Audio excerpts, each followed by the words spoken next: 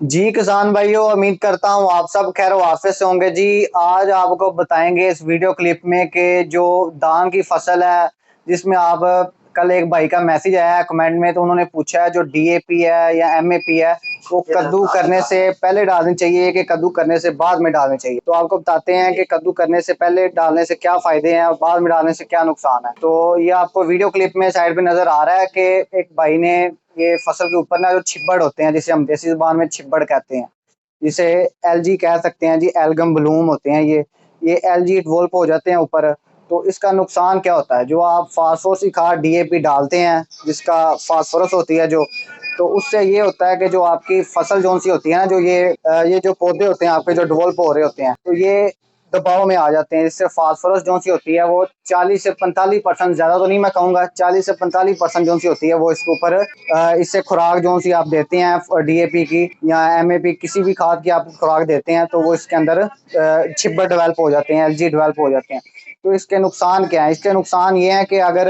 हवा वगैरह आए या आंधी वगैरह कोई भी आए, तो ये जो छिब्बड़ होता है इसका जहरी बात है, वजन होता है थोड़ा सा, तो ये पौधे के ऊपर चले जाते हैं, जिससे पौधा हमारा पानी में चले जाता है। पौधा जो सा होता है वो कमजोर हो जाता है या फिर वो पानी में खत्म हो जाता है। इसका नुकसान ये भी एक बड़ा नुकसान है किसान भाई को। कुछ किसान भाई समझते हैं कि ये डालने से जो सा हमारा ये डालने से पानी रुक जाता है। खासकर डीएपी का अगर कोई भी आप खाद डालते हैं तो उसका फायदा तो ये है कि आप ये जो पौधा होता है वो जो सा डेवलप हो रहा होता है जो सा, ठीक है, तो उसका जो आप छिप्पड़ जो उसके ऊपर आ जाते हैं, जो जिससे वो पौधा जो सा होता है वो दबाया जाता है, दबाव की वजह से वो कमजोर हो जाता है या फिर वो खत्म हो जाता है। तो आधी जो डीएपी होती है वो छिब्बड़ में जाया हो जाती है, जो फास्फोरस आप डालते हैं वो जाया हो जाती है, क्योंकि वो असासी होती है, तो आपने कद्दू करने से बाद में डालनी होती है। अगर आप एमएपी है जो सी हमारी 1040 है, इसका इस्तेमाल करेंगे तो ये होती है तेजाबी, ये फौरन हल हो जाती है। इसकी पीएच भी जो सी होती है वो कम से कम 2 होती है, जो डीएपी की पीएच होती है वो 8 से 9 होती है, ठीक है।